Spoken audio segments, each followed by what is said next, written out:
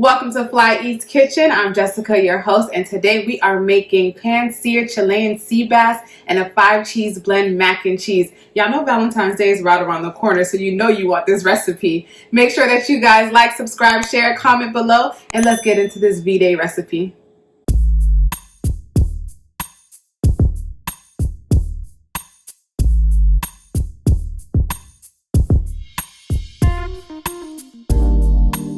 Like I said in the intro, Valentine's Day is around the corner. And if you're like me, whether you are single or not, you want to have an amazing Valentine's Day dinner. I'm all about a fancy dinner on the holidays, and Valentine's Day is no exception. But with quarantine and the pandemic and all of the crazy things that have been happening in the past year and going into this year, obviously, fine dining may not be as accessible to you as you would like. So I figured, why not create a fine dining experience in your own home? I love Chilean sea bass. Like, that's my ish.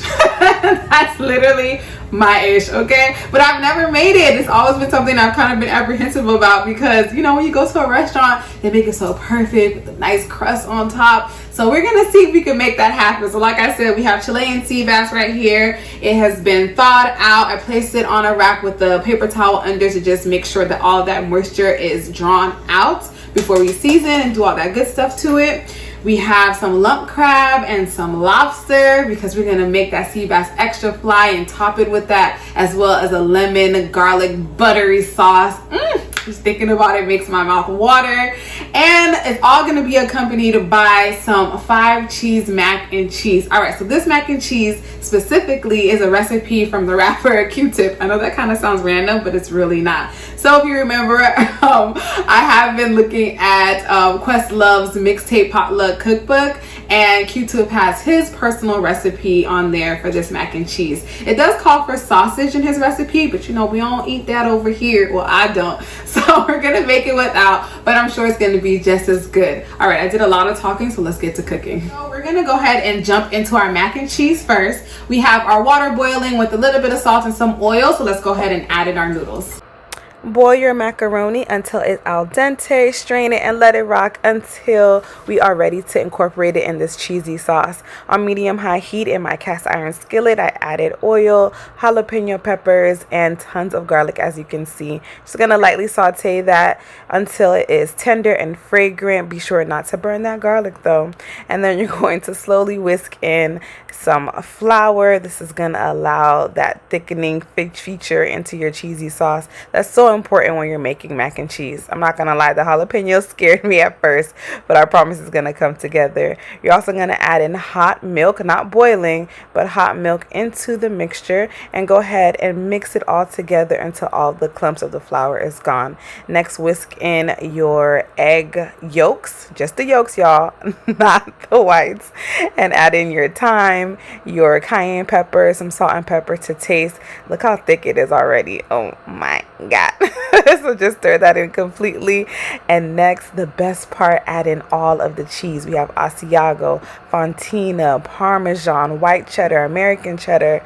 My god, QTip, you was not playing about this mac and cheese.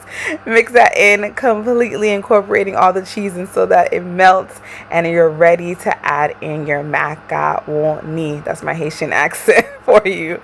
So you're gonna add it in and just mix it all into that cheesiness and that yumminess. You can honestly eat it like that, but we're not. We're going to bake it at 375 for about 15 minutes. You just check it until it's golden brown. Our mac and cheese is doing what it do in the stove. And so now let's get right into our Chilean sea bass. So it's really simple. It's probably the most simple I've ever seasoned anything. All you're gonna do is place some sea salt. Just sprinkle some on top of your little fillets. You don't want to overdo it. We don't want to overpower the fish. All right, and then we're gonna add some black pepper. I don't know why I said it like that. We're gonna add some black pepper on top. And then you're gonna do the same thing on both sides, but the side that we're going to actually sear first, or like, you know, place down onto the frying pan, you're going to sprinkle some flour on top. And that's what's gonna give it that nice crispy coating on top that you get, you know, at all the restaurants. That nice crispy golden brown look. Okay, you can just use your fork and just wipe off the excess flour. And then, like I said, you'll flip it around, or flip it over rather, to go ahead and put your sea salt and your pepper on the other side. In your pan, we're gonna put some butter and just make sure that it has that beautiful sear. And we're gonna also make our lemon garlicky sauce with our lump crab. Don't think we forgot about the crab. It's gonna be so good. And I know you see this big ass lobster. It's huge. What I did was season it with some of the Creole seasoning, and so we're just gonna bake that in the oven to add and have that finishing touch with our meal. All right, so let's get over to the frying pan and sear our sea bass. On medium-high heat, you're going to coat the whole frying pan with some unsalted butter and then place the side that we put the flour on the sea bass down so that it can begin to fry. Now, you don't want to mess with it. You don't want to move it around because sea bass is pretty delicate and we don't want it to break apart. And of course, you want that perfectly golden crust. And so while it's cooking, add a capful of olive oil, and I actually purchased some garlic herb butter. You're going to put a couple pieces of that in there, let it melt, and this is what we're going to be using as a base to coat our fish. Lift your skillet up and kind of slightly tilt it into one angle so that you can spoon on that garlic herb butter and oil mixture onto the fish. Look how beautiful that looks. This is such an easy process to just give that sea bass the wonderful flavor that we're looking for. Okay, so now you're ready to flip. Look how beautifully golden brown that is. We did so well. Looks better than in the restaurant. You can go ahead and let the sea bass continue to cook, continue to spoon over that sauce. And the same sauce, once you remove the fish, you're gonna add some lemon juice, and this is what we're gonna pour over our fish at the end. So it's that simple. That lemon garlic sauce, you don't have to do much. Depending on how many fillets you plan on cooking, a little fly tip is have your oven between 150 and 200 just to allow your sea bass to continue to warm and keep that crispiness on top until you're ready to plate. All right, y'all, let's get right into making our lump crab. We're almost at the home stretch. In another pan, you're gonna add in that garlic herb butter, add in your diced onions and more garlic. I think I have a problem, but I don't care. I also added in some more lemon juice, and you're just gonna allow that to cook and bind together until the onions become tender and a bit translucent. Next, you're going to grab your lump crab. I probably went a little too hard with the lump crab as well, but hey, it's Valentine's Day, so why not really indulge?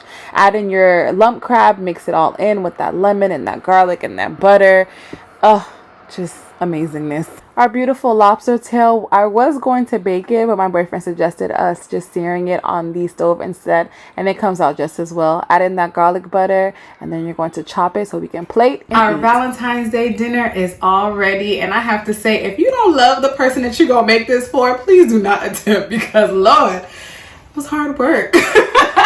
It really wasn't that hard, but it's just a lot of work. And so you want to make sure whoever you're making it for is worth it, or you make it for yourself, because guess what?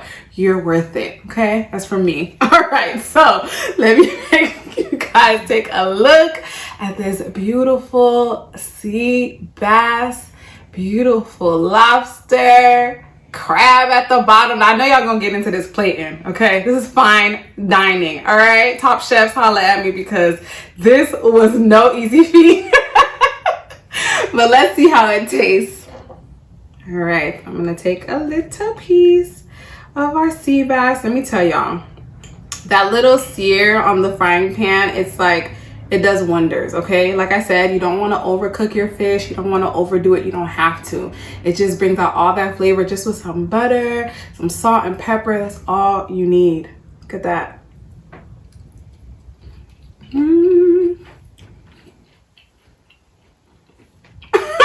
It's so good. And of course, our mac and cheese. QTip. QTip. Y'all remember QTip? Benita Applebum. You got it going on. Benita Applebum. Am I doing too much? Whatever. QTip. Even without the sausage, this mac and cheese is banging, okay? If you like a little spice, a little kick, that jalapeno is here for you to give you that, okay? You don't have to put as much if you don't want, but I promise you it's so worth it. That 5 cheese blend is so creamy and so yummy. You guys, get into it, okay? Oh my goodness.